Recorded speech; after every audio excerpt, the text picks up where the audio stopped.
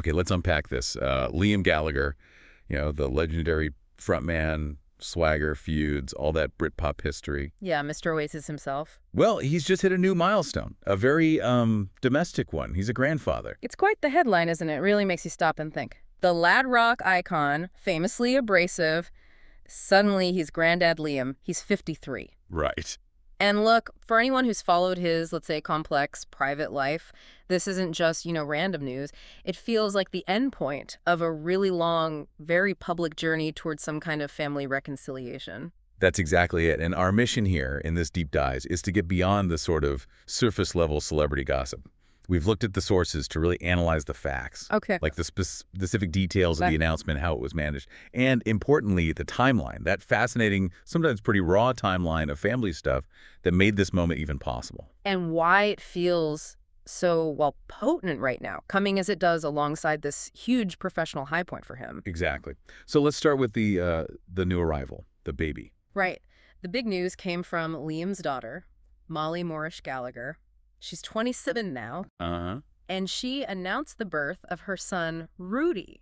Shared it on Instagram just a few days back. Yeah, I saw that. The announcement itself felt quite intimate, but also very public, which I guess is how these things go for celebrities. Totally.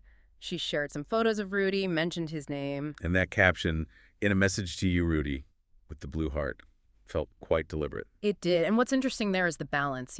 She shared just a few key details. Like there was that picture of Rudy in a little orange jumper. Oh, yeah, with the R on the back? Yeah. Very cute. Yeah.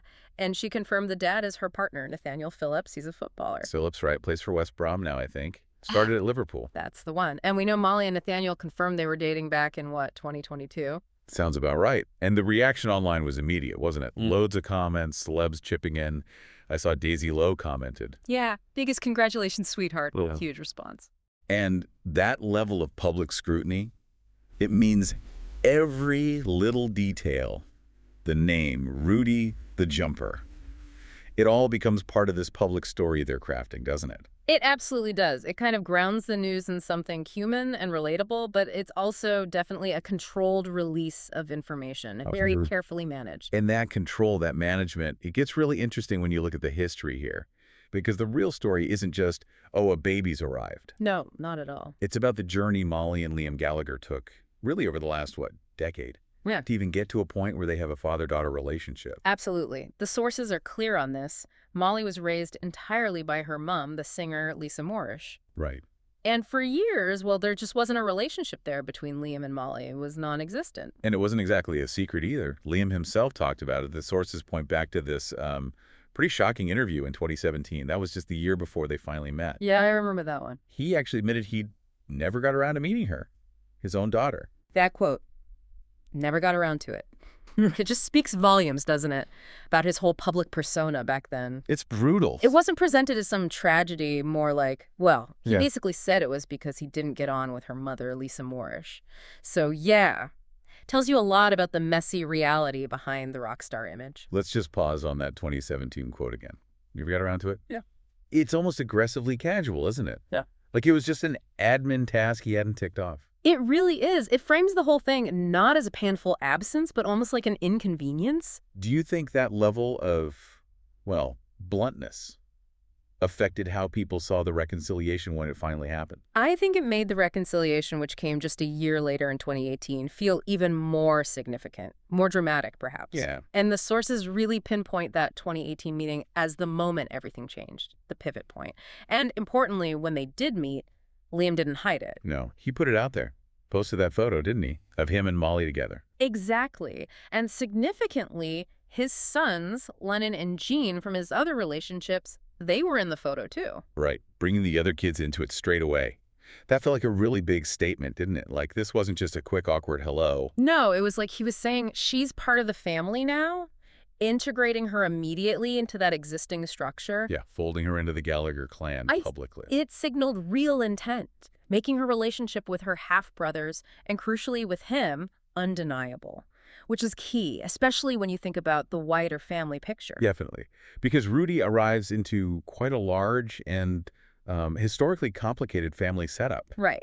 You've got Molly, daughter of Lisa Moorish. Then Liam's got Lennon, his son with Patsy Kensit, and Gene, his son with Nicole Appleton. And wasn't there another daughter from a relationship in the U.S.? Yes, exactly. With the American journalist Liza Ghorbani. And the sources detailing that relationship also paint a picture of, well, complexity. So it's quite a web. It really is. The number of people involved, the different timelines.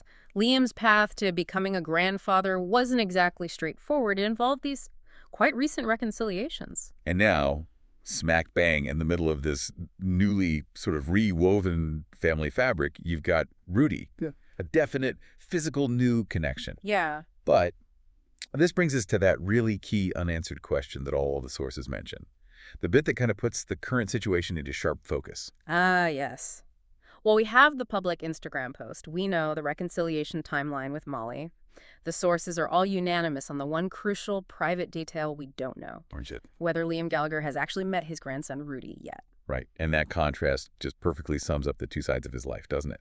We know all about the public fanfare, the Instagram likes. But the most basic human moment, meeting your first grandchild that's still behind closed doors, maybe hasn't even happened. Exactly. And if you connect this really personal news to what's happening in his career right now, well, the timing is genuinely staggering. Yeah, let's talk about that context.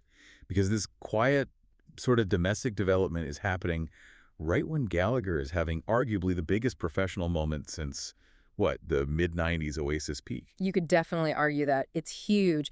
We're talking about this massive global Oasis comeback tour success. And we have to stress, this success is monumental. And it's happening largely without Noel, his brother, which makes Liam's individual star power seem even stronger right now. Well, earlier this year, he kicked off the Oasis Live 25 tour, sold out shows, immediately breaking records. And the scale. Yeah. It's not just a few big gigs, is it? The sources were really clear. The tour launch was apparently the biggest concert launch ever in the UK and Ireland. The numbers were just wild. Reports said over 10 million fans. 10 million. From 158 countries queued up online trying to buy tickets last summer. Just think about that. 10 million people.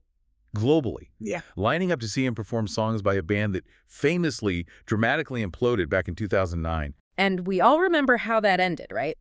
Not a quiet fade out. It was that infamous backstage fight between Liam and Noel, solidified one of the most legendary sibling rivalries in music. Absolute. So the fact that Liam, largely on his own steam, can mobilize 10 million fans for a tour based on that legacy while still publicly feuding with his brother, I mean, that shows an incredible level of cultural clout, still. So you get this incredible contrast. On one side, the whole world is basically roaring its approval, buying tickets like crazy, validating his professional life. Yeah, unprecedented demand. And then on the other side, you've got this quiet, fundamental shift happening in his private life.